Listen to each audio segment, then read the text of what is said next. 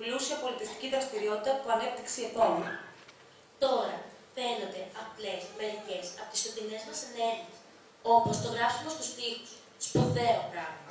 Κι όμως το γράψιμο στους τοίχους δεν ήταν μόνο μια μόνιμη δικιά μας παρουσία. Ήταν και πρόκληση στον κατακτητή και τους προδότες, τους μπουραντάδες και τους λογείς οργανωμένους σε ομάδες αυτιέτες κάθε συνοικία. Η ομάδα μου είχε λάβει το καθήκον να γράψει ένα σύνθημα που, στον τοίχο της ειδικής ασφάλειας, την οδό 3η Σεπτεμβρίου στο Δεριγνή. Το κτίριο είχε σκοπιά, βούκλιο και από τις δύο μεριές. Οργανωθήκαμε σε ομάδες, σε φάλαγγα κατάτομα. Δεν λέω κατάδα, γιατί είχαμε και κοπέλες στην παρέα. Τον Μπουγέλο με την Μπογιά του είχε κάποιος κοντά στην πλατεία Κυριακού. Να βγει κάποιου φιλικού σπιτιού. 3η Σεπτεμβρίου και πλατεία. Περνούσαμε ένας από εκεί. Βουτάγαμε το πινέλο και κατεβαίναμε 3η Σεπτεμβρίου προς την Κορδικτόνος. Έγραφε ο ένας εκεί.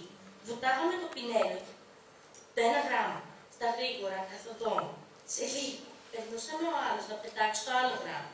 Και έτσι το πρωί φάνηκε δίπλα στη σκοπιά, στον τοίχο της ειδικής. Θάνατος στο φασισμό.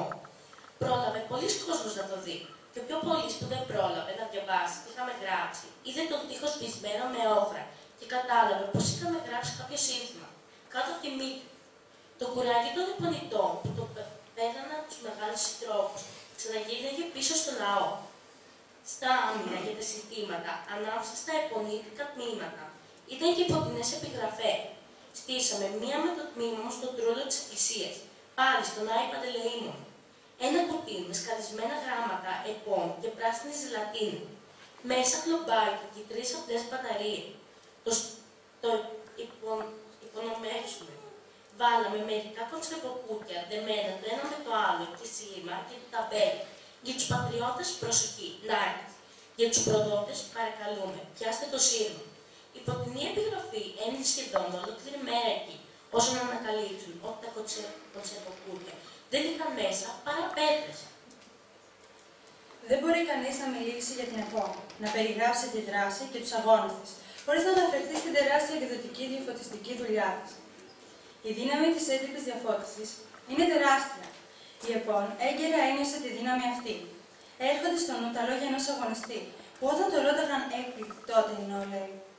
Μα γιατί τόσα έντυπα, τόσο χαρτί, τόσες χιλιάδες τρίκ, προκηρύξεις, εφημερίδες? Εκείνος απαντούσε. Τούτο το άψυχο χαρτί θα δείτε, θα μιλήσει. Το βασικότερο έντυπο της ΕΠΟΝ ήταν η νέα γενιά, που την εξέδιδε το κεντρικό της συμβούλιο. Όμως όλα τα συμβούλια περιοχών, τα νομαρχιακά και επαρχιακά συμβούλια, πολλά συμβούλια τμήματων, έβγαζαν τις δικές τους εφημερίδες. Με τυπογραφία, αν κατάφεραν να αποκτήσουν, με πολύγραφους, γραφομηχανές, ακόμα και με το χέρι, γράφονταν και κυκλοφορούσαν εκατοντάδες χιλιάδες επονίτικα έντυπα που έφταναν ως τη τελευταία γωνιά της Ελλάδας. Δεν υπήρχε γεγονός, είτε από τις ένοπλες μάχες, είτε από την κατάσταση και την βάλη της νεολαίας και των επιτυχιών της, που να μην έβρισκε τη θέση του στα επονίτικα έντυπα. Πολλοί επονίτες έδωσαν τη μάχη από το πόστο αυτό. Άλλοι έπεσαν στη μάχη για να σώσουν το τυπογραφείο ή το πολύγραφο, και άλλοι μέσα στα βαθιά υπόγεια της παράνομης εφημερίδας. Σε ένα σπίτι της οδού Σαντα Ρόζα, στην πλατεία Αλεξάνδρας, στείλουμε τα γραφεία της μαθητικής πένας, δημοσιογραφικό όργανο των μαθητών της ΑΠΑ Γυμνασίου, που χειρόγραφη στην αρχή προσπαθεί να σηκώσει τους μαθητές μας από τα σκοτάδια, τη σωματική και ψυχική εξουθένωση, που προσπαθούν να μας ρίξουν οι ξένοι κατακτητές μαζί με τους Έλληνες Quizkits. Η μαθητική πένα γεννήθηκαν τα μαθητικά νιάτα. Η συντακτική επιτροπή στην αρχή ήταν η ίδια. Μόνο που προσθέθηκε και ένας καινούργιος μαθητής. Καθόταν στην οδό του Διόντου και λεγόταν Θόδωρος Παντελίδης.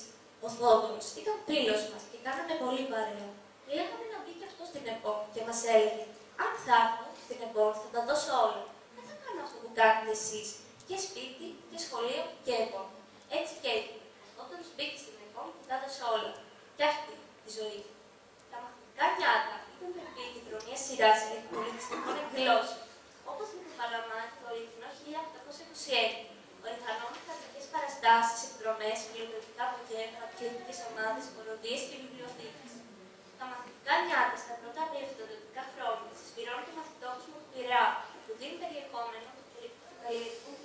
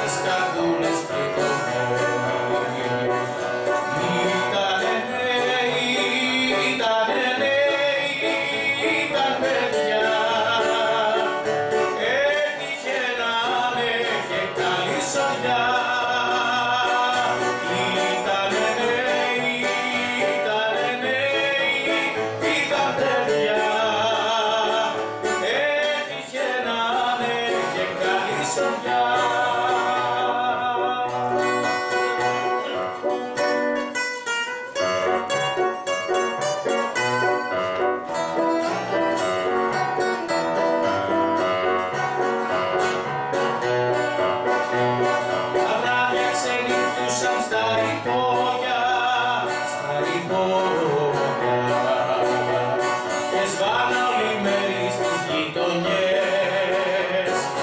Απ' τα σοκάκια εκείνα κι οι γωνιές, σφιχτά που φύλασαν τα τίμια λόγια.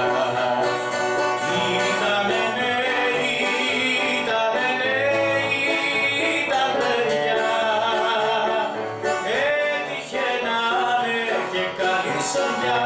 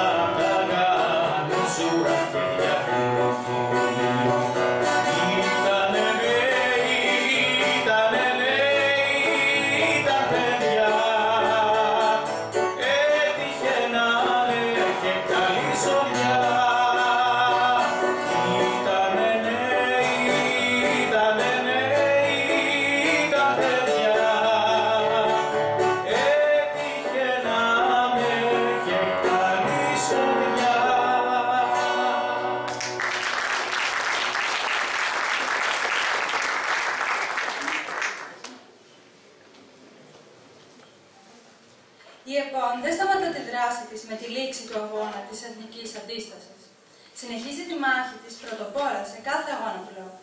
Είναι η ψυχή των εργατικών απεργιών. Κάνει διαμαρτυρίες για την τρομοκρατία. Οργανώνει συσίτια. Συνεχίζεται η λειτουργία των πολιτιστικών λεσχών. Λειτουργούν οι επωνύτικοι θίαση. Διοργανώνουν καλλιτεχνικά φεστιβάλ. Συνεχίζει την δράση ενάντια στα ναρκωτικά. Το 1947, το μεταπολεμικό αστικό καθεστώς, μαζί με τους συμμάχους, απαγορεύει τη λειτουργία και δράση της ΕΠΟΝ. Όμως, αυτή συνέχισε τους αγώνες της στα Μακρονήσια και τις φυλακές, μέσα από τις γραμμές του Δουσουέ και στην αναγκαστική πολιτική προσφυγιά. Με τον ένδοξο αγώνα και τα ευγενικά ιδανικά της, η ΕΠΟΝ έβαλε στο σωστό δρόμο το πρόβλημα της διάπλασης του νέου τύπου ανθρώπου, του νέου Έλληνα αγωνιστή.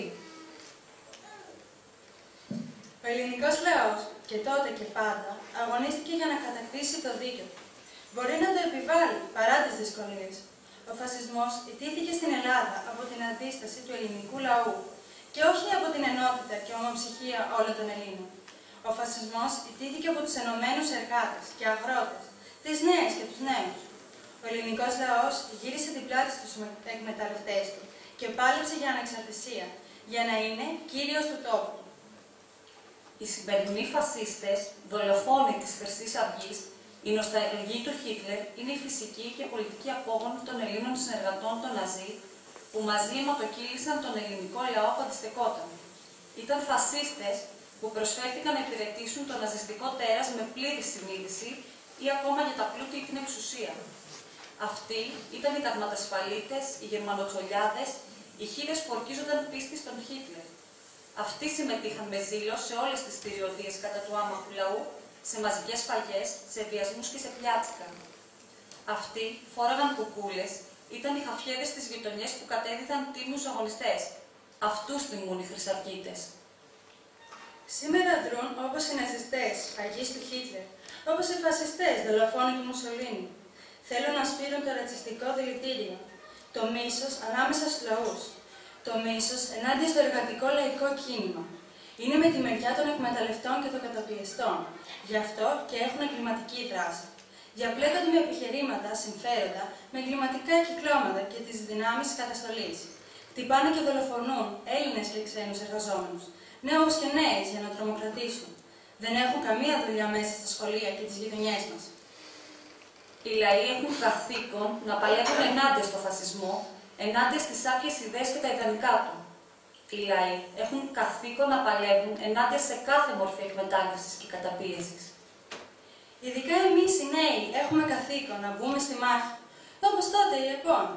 Έτσι και εμείς να παλέψουμε για τη ζωή που μας αξίζει, για έναν κόσμο χωρίς εκμετάλλευση, χωρίς ανεργία, ναρκωτικά, πολέμους. Για ένα σχολείο που θα μας μορφώνει ολόπλευρα και δεν θα μας χωρίζει σε καλούς και κακούς μαθητές. Σε αυτούς που παίρνουν τα γράμματα και σε αυτούς που δεν τα παίρνουν. Που δεν θα χρειάζεται οι γονείς μας να πληρώνουν μια περιουσία για τα φροντιστήρια. Μαζί με τους εργαζόμενους γονείς μας να διεκδικήσουμε όλα τα σύγχρονα δικαιώματά μας. Να παίρνουμε πρωτοβουλίες, να συζητάμε με τους μαθητές μας, να οργανώνουμε κινητοποιήσεις, να ασχολούμαστε με τη τέχνη και τον αθλητισμό, να τραβάμε τους νέους